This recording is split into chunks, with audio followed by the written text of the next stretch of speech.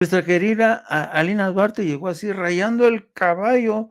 Ella está, como saben ustedes, en Estados Unidos. Querida Alina, ¿cómo estás?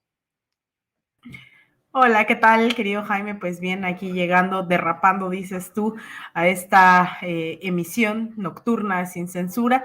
Ahora visitamos a varios de los paisanas en Nueva York y nos dimos rápidamente una escapada a Washington, en donde, pues bueno, yo sé que ya has puesto sobre la mesa también el tema de las elecciones en Estados Unidos. Sin embargo, pues obviamente no puedo dejarlo pasar, ¿no? No llegó ese tsunami rojo del cual hablaba Donald Trump, del cual hablaban los republicanos.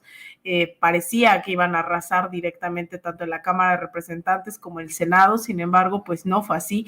Los republicanos pintan estar a la delantera de la Cámara de Representantes, pero el Senado todavía sigue en disputa. Lo que llama la atención era si Donald Trump se iba a posicionar también ya como el próximo candidato presidencial nuevamente para reelegirse en las próximas elecciones. Sin embargo, pues llama la atención que uno de los republicanos que también está ahí claramente posicionándose, ¿no? Que quiere dar esa disputa electoral, como Ron DeSantis, gobernador de Florida, pues fue reelecto, al igual que, por ejemplo, Marco Rubio, también Alexandria Ocasio-Cortez por parte de los demócratas en Nueva York. Georgia está dando la segunda vuelta, sigue una pugna entre Arizona y Nevada, y en algunos momentos, pues sabemos, no faltarán los republicanos que hagan de estas máquinas averiadas, tanto en Texas como Arizona, una disputa electoral. Y también, pues, insistir en que en este país de la gran democracia ejemplar, pues tardan varios días, ¿no? Mientras en algunos países tardan tan solo unas horas o algunos Exacto, ya exacto. se sabe las elecciones, ¿no? Los resultados. Pues en Estados Unidos no es el caso, todavía incluso se pueden impugnar varios procesos, sabemos que el conteo va a tardar varios días, entonces todavía no hay certidumbre, a pesar de que llevan más de 24 horas del cierre de pues las urnas, eso todavía no está decidido. Y Jaime, pues también muchos me preguntaban el día de ayer sobre la política exterior que se espera, o cómo esto puede influir directamente en la relación específicamente bilateral con México.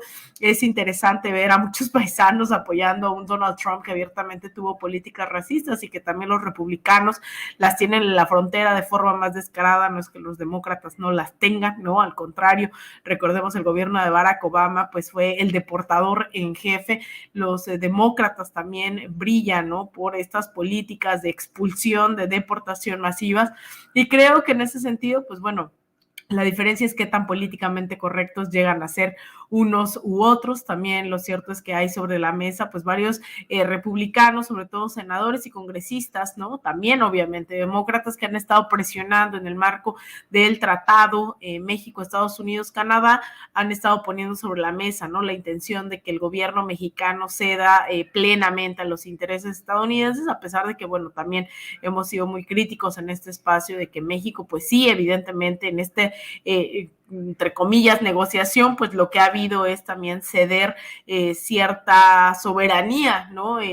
Aceptando la violación de tratados internacionales con este programa de Quédate en México, que evidentemente eso no se puede hacer. Sin embargo, el gobierno mexicano lo ha aceptado para no confrontar al gobierno estadounidense, y tenemos a decenas de miles de personas en nuestra frontera norte, pues esperando a que se resuelvan sus procesos aquí en Estados Unidos. Y también, bueno, en su momento pues veíamos el despliegue de la Guardia Nacional en la frontera sur.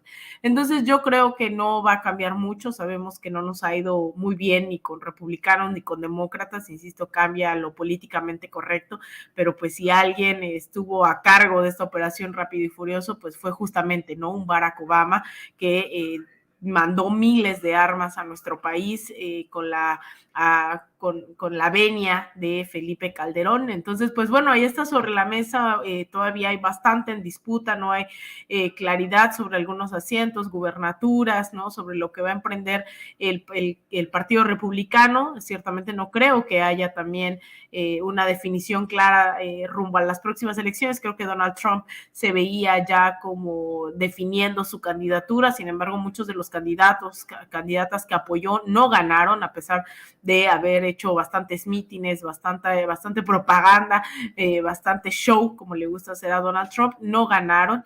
Entonces creo que eso ha limitado un poco el que se aviente al ruedo, como decimos, para definir su candidatura presidencial. En cambio, pues pareciera que alguien como Ron DeSantis en Florida, que también eso creo que hay que tenerlo claro, ¿no? El bastión de las derechas latinoamericanas en Estados Unidos y que hacen lobby por sanciones, bloqueos económicos, financieros, golpes de Estado en América Latina, pues se gestan mucho ahí, ¿no? Entonces creo que eso también de tener a alguien como Ron DeSantis como posible candidato republicano tras pues un claro fracaso, ¿no? Un poco apoyo, ¿no? El descenso en el apoyo de Joe Biden, pues también tendría que preocuparnos pensando en el ascenso también y radicalización de las ultraderechas en todo el continente.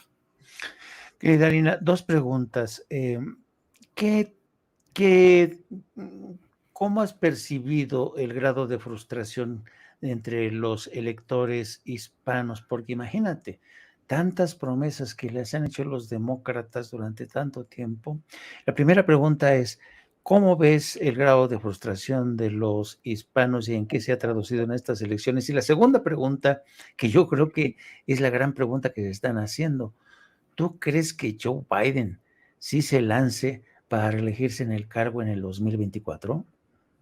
No, mira, yo empezaría con la segunda. Joe Biden definitivamente ha dicho que no buscaba la reelección, que sería un gobierno de un solo término, ¿no? Muchos especulaban sobre si Kamala Harris podría disputar esa reelección. Kamala Harris, desde un principio, pues obviamente fue una apuesta de los demócratas por una política de identidad y no realmente representación popular. Kamala Harris en las internas del Partido Demócrata no tuvo ningún apoyo, ¿no? Fue más por el estallido social que vimos aquí en Estados Unidos, que decidieron ponerla como vicepresidenta, ¿no? Bajo este estallido de Black Lives Matter, de las vidas negras importan. Es por eso que el Partido Demócrata decía hacer como esta suerte de pareja presidencial, ¿no? Con Kamala y Joe Biden.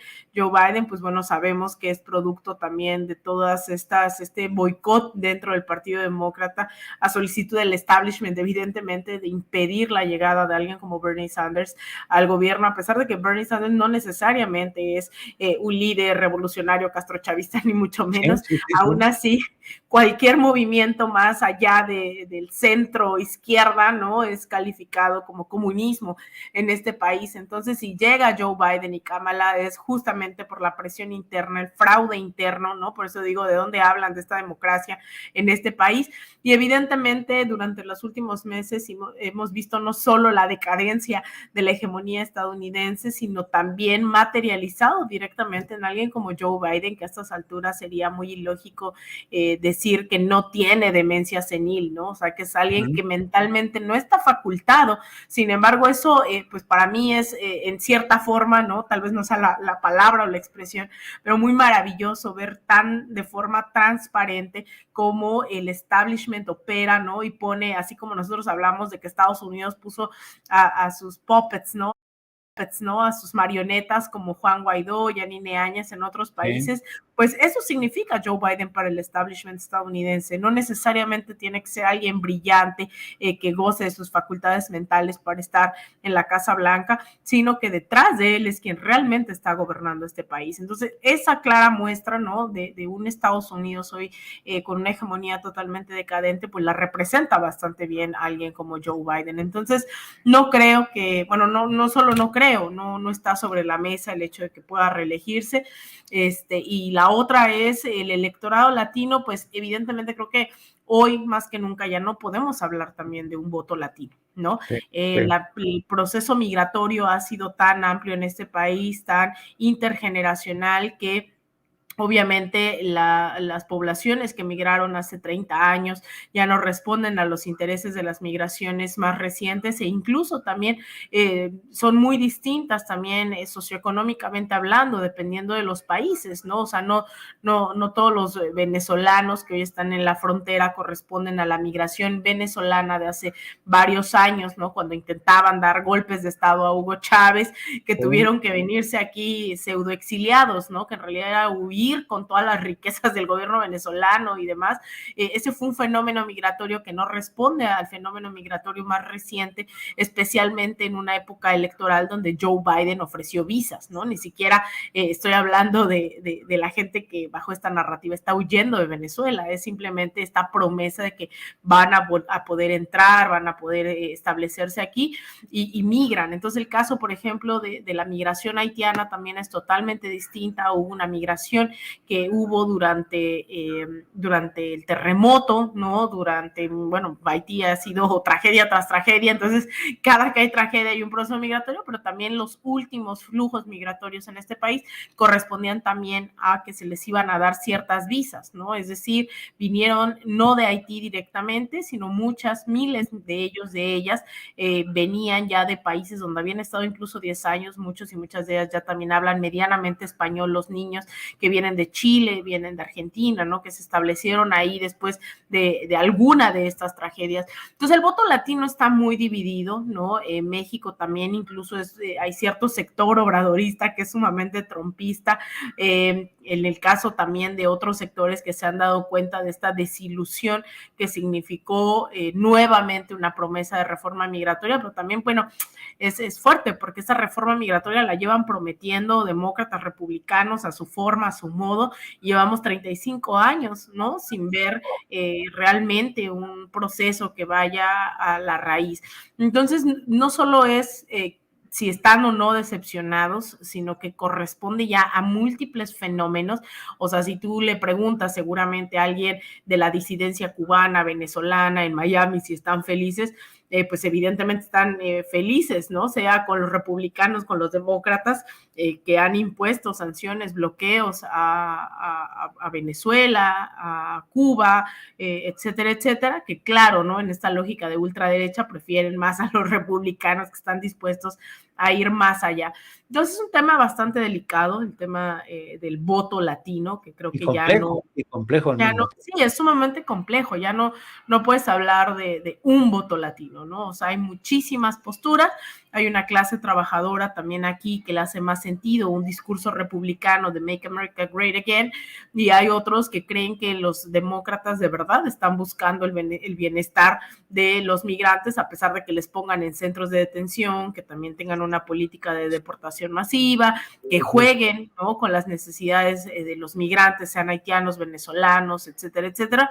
Entonces, yo lo que sí te puedo decir es que pues a mí me tocó estar ahí un momento en las urnas aquí en Washington, y lo cierto es que dentro de un sector, ¿no? de izquierda, latino, lo que me decían es ni siquiera votamos, ¿no? O sea, hay una decepción que pues espero, o sea, creo que desde la izquierda, ¿no? Desde donde me asumo, mi esperanza no es la desilusión por la desilusión del establishment, sino la organización al margen del bipartidismo. Si tú te metes a los resultados de las elecciones, es de verdad alucinante que todavía tengan el cinismo en algunos casos, gobernadores y demás, de ponerte ahí republicanos tantos, ¿no? No, cuando te muestran la Cámara de Representantes o el Senado, Sí. ahí dice, ¿no? Demócratas tantos, republicanos tantos, de otros partidos ninguno. Y es como, claro, es que ese es el establishment, ¿no?